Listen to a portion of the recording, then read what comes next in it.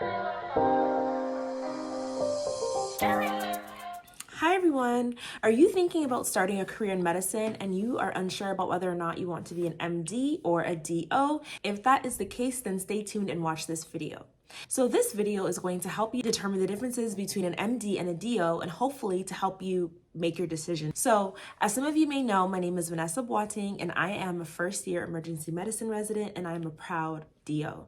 So first things first, let's discuss what a DO is. A DO is a Doctor of Osteopathic Medicine. They are trained in all the same areas as MDs. The difference between an MD and a DO is that DOs are going to be more focused on looking at the mind, body, and spirit as one big picture to help us understand our patients. What does that mean?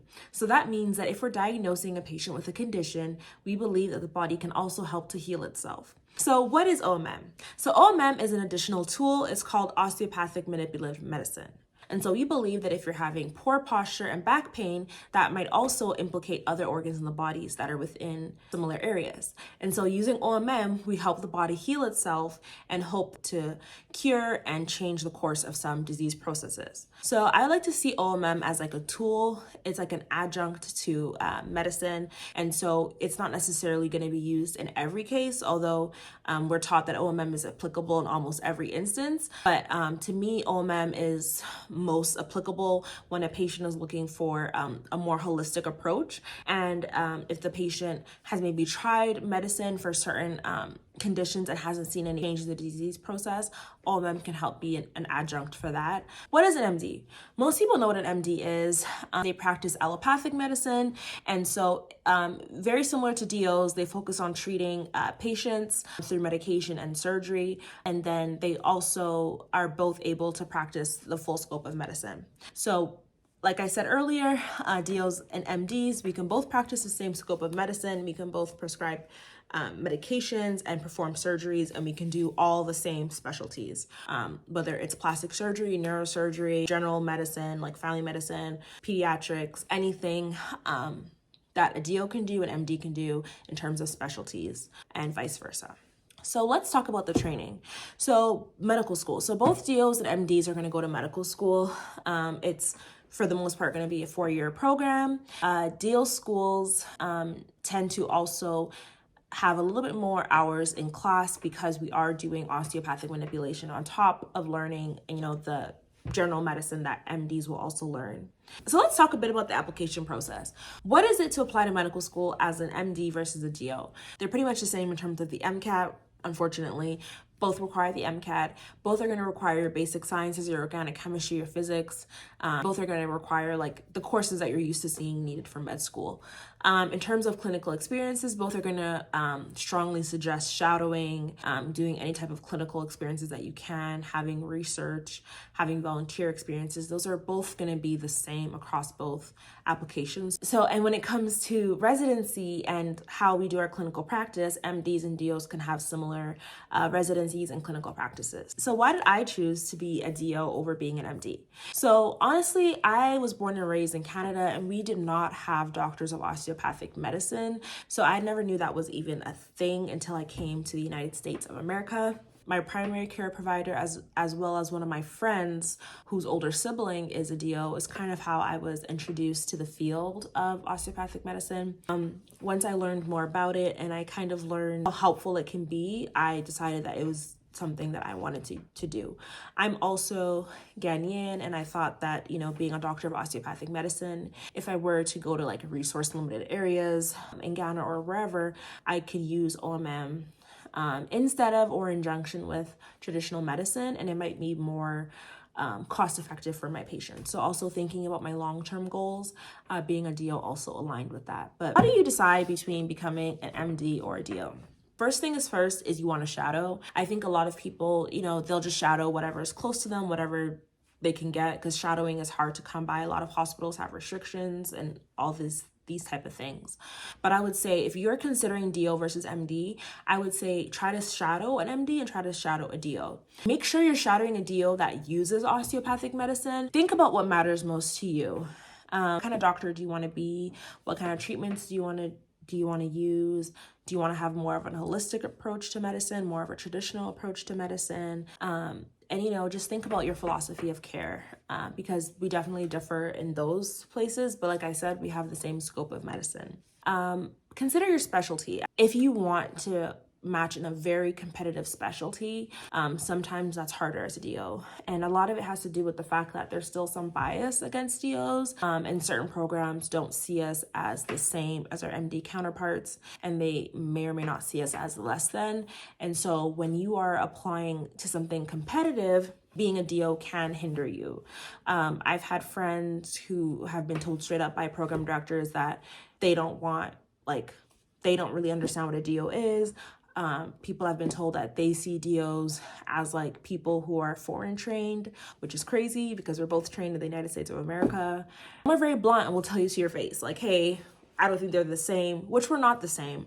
I would say equal, that they don't think that we're equal or, up to the same level as our MD counterparts. And for that reason, it may be harder to get into certain specialties or certain programs. It might not be harder to get into the specialty, but it might be harder to get into certain programs. So I would say consider that. If you know your specialty that you want, I would say consider that.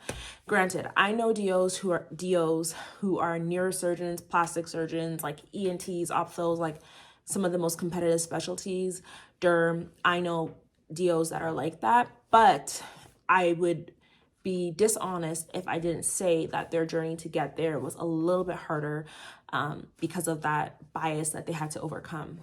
So speaking of bias, as I mentioned earlier, there is step one, and there's a step exam and a level exam.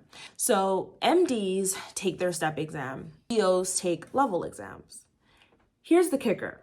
If you are a DO, some programs till this day in 2025, require that DOs take the same exams as MDs to kind of like prove, I guess, their academic intelligence. Well, I could talk about this in like a length in a whole other video, but just to give you like a little bit of like an understanding, these exams are anywhere from $800 to $900 each. Okay.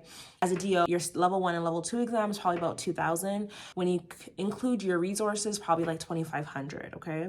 And we are expected as DOs for some programs and some institutions to also take the MD exams. So that's another $2,500. So that's double the cost for these licensing exams. Okay. And generally speaking, it's more competitive specialties that would suggest that.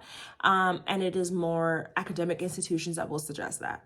And so that's something to consider if you're someone who is, not too good with tests, or you really want to match into this competitive specialty and you're probably going to have to take both. I would consider that when you're choosing MD versus DO. I'm not saying it's a deal breaker and you shouldn't be a DO if you want to match something competitive. I just think it's something that's not talked about because those exams are hard. They're brutal.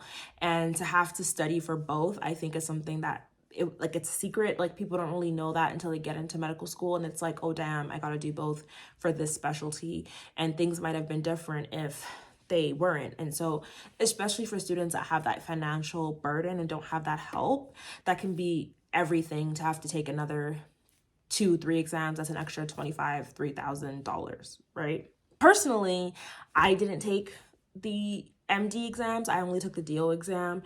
And this, honestly, one of my deans, we have a few, she had mentioned in like a big session that she only took the DO exams, and she was like, how she sees it is if I have to take the MD exam to prove my worth to you, then I'm probably not going to be welcome there.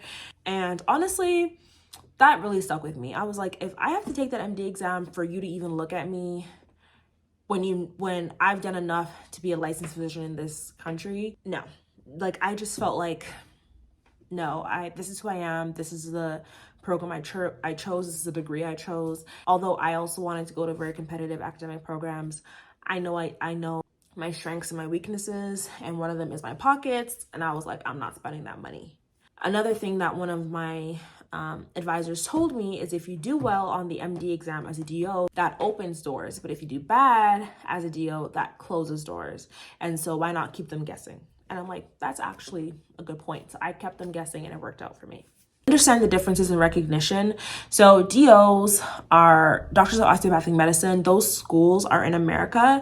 And so if you're someone like me who's interested in global health, you need to really research this and make sure that osteopathic physicians are allowed to practice medicine in the country that you want to go to. That was one of the first things I did, because I do want to one day go to Ghana and practice medicine. And I wanted to make sure that I could practice medicine in Ghana, and that is something I can do. So make sure you understand that the recognition around the world may not be the same, so you want to research that. No matter what, whether you choose to become an MD or a DO, both are fully trained and licensed physicians, and both are going to help to change and impact the daily lives of patients. I would say that it's up to you to decide the career in medicine that you want to have, and ultimately the path that you choose will be a path worth traveling.